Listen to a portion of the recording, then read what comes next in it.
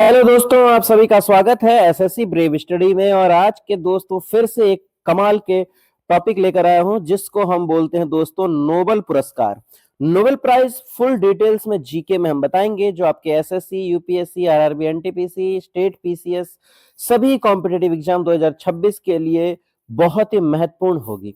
तो दोस्तों बने रहिएगा चैनल के साथ। चैनल पर अगर आप नए हैं तो सब्सक्राइब कर दीजिएगा, बेल आइकन को प्रेस कर दीजिएगा।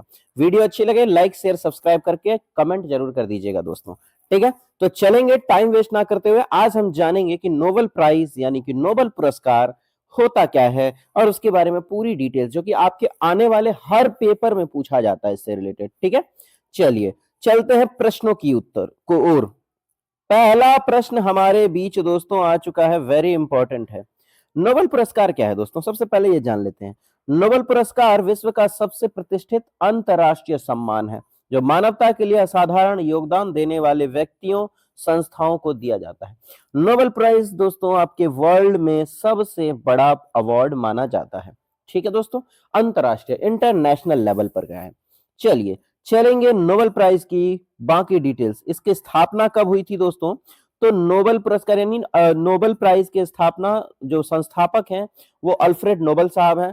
अल्फ्रेड नोबेल साहब के बारे में बता दो, जिन्होंने डायनामाइट की खोज की थी, ये आपको पता होगा, ठीक है। अल्फ्रेड नोबेल साहब इसके संस्थापक हैं। और स्थापना वर्ष क्या थे दोस्तों? तो ये 1895 में वसीयत के अकॉर्डिंग। और पहला पुरस्कार 1901 में मिला था दोस्तों। और इसका आधार क्या था? तो अल्फ्रेड नोबेल की वसीयत, उसमें वो लिख करके गए थे कि इस किसी भी अच्छे काम के लिए इसे प्राइज दिया जाएगा, ठीक है। अब हम चलेंगे नेक्स्ट टॉपिक। देखिए दोस्तों, पुरस्कार जो देता है अल्फ्रेड नोबेल साहब तो निकल गए, लेकिन जो पुरस्कार देता है वो कौन है? तो नोबेल फाउंडेशन है दोस्तों, पुरस्कारों का संचालन और वितरण करती है। कौन दोस्तों? तो नोबेल फाउंडेशन, ठीक है। चलिए अगले टॉपिक की ओर बढ़ते हैं दोस्तों। देखिए नोबेल पुरस्कार की अगर हम बात करें, नोबेल पुरस्कार के क्षेत्र कौन कौन से होते हैं, यानी किस किस कैटेगरीज में दी जाती है? तो टोटल दोस्तों 6 कैटेगरीज में दी जाती है। और इन 6 के नाम हम आगे निकलते चेक करते हैं। देखिए पहला आता है आपके बीच कि भौतिकी यानी फिजिक्स के लिए कोई अगर आप एक्सपेरिमेंट करते हैं, रिसर्च करते हैं, उस पर दिया जाता है जिससे मानव का कल्याण हो सके। फिर आता है आपका केमिस्ट्री के लिए। तीसरा आता है चिकित्सा शरीर विज्ञान, यानी कि आपको साइकोलॉजी और मेडिसिन के मामले में आपको दी जाती है। तीसरा आपका साहित्य यानी लिटरेचर के लिए दिया जाता है। पांचवा आपका पीस शांति के लिए दिया जाता है। और छठा आपका अर्थशास्त्र यानी इकोनॉमिक साइंसेस के लिए दिया जाता है, ठीक है। यानी टोटल 6 कैटेगरीज के लिए दिया जाता है। अब इनकी पूरी डिटेल्स में मैंने बनाया है दोस्तों।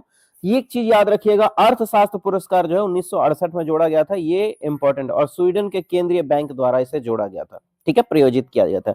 ये वेरी इंपॉर्टेंट क्वेश्चन होगा। अब चलेंगे नेक्स्ट दोस्तों, पूरी डिटेल्स के साथ हम बात करें नोबेल पुरस्कार के जो 6 क्षेत्र हैं दोस्तों, उसकी पूर्ण विवरण यानी पूरी जानकारी के साथ आपको मिलेगी, जो इसके बाद आपका कोई भी डाउट नहीं रहेगा। तो पहला हमने देखा था दोस्तों भौतिकी।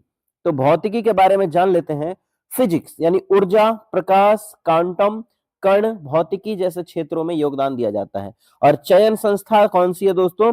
रॉयल स्वदेशी स्वीडिश एकेडमी ऑफ साइंस, ठीक है, चयन संस्था जो होती है। अगला अगर हम बात करें दोस्तों इंपॉर्टेंट, तो यहां आप देखिएगा कि रसायन विज्ञान केमिस्ट्री के लिए रासायनिक अभिक्रिया है, अणु संरचना, दवाइयां, ये सारी चयन संस्था कौन सी है दोस्तों?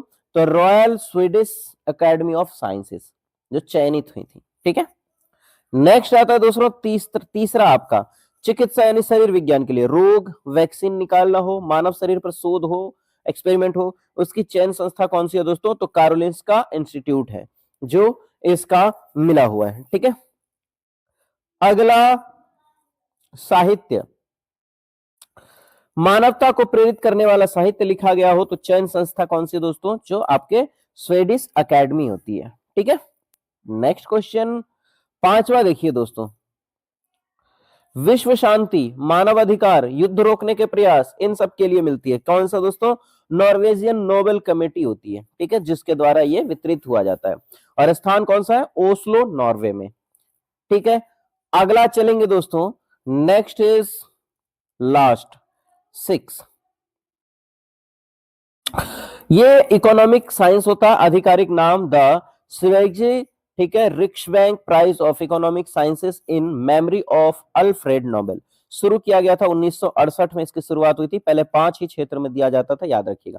पहला जो पुरस्कार मिला था अर्थशास्त्र में वो मिला था 1969 में, 1969 में पहला पुरस्कार मिला था। अगला चलेंगे दोस्तों, इसका भी जो चयन संस्थान थी कौन सी थी, तो royal Swedish academy of science, ये आपका सेलेक्ट करेगी। ठीक है, नेक्स्ट पुरस्कार कब दिए जाते हैं दोस्तों, तो घोषणा होती है हर वर्ष अक्टूबर में और 10 दिसंबर को अल्फ्रेड नोबेल साहब की पुण्यतिथि पर दी जाती है। अब ये याद रखिएगा, अल्फ्रेड साहब का जन्म कब हुआ था, 10 दिसंबर को। चलिए अगले प्रश्न की ओर अगर हम बढ़े तो पुरस्कार कहां दिया जाता है दोस्तों, पुरस्कार कहां दिया जाता है, बहुत बड़ा क्वेश्चन है, तो स्वीडिश में दिया जाएगा। ठीक है, यहां समझेंगे कि स्टॉकहोम जो है, ठीक है, स्टॉकहोम में दिया जाता है जो स्वीडन में पड़ता है, यानी भौतिकी, रसायन, चिकित्सा, साहित्य, अर्थशास्त्र, इन सभी क्षेत्रों के लिए दिया जाता है।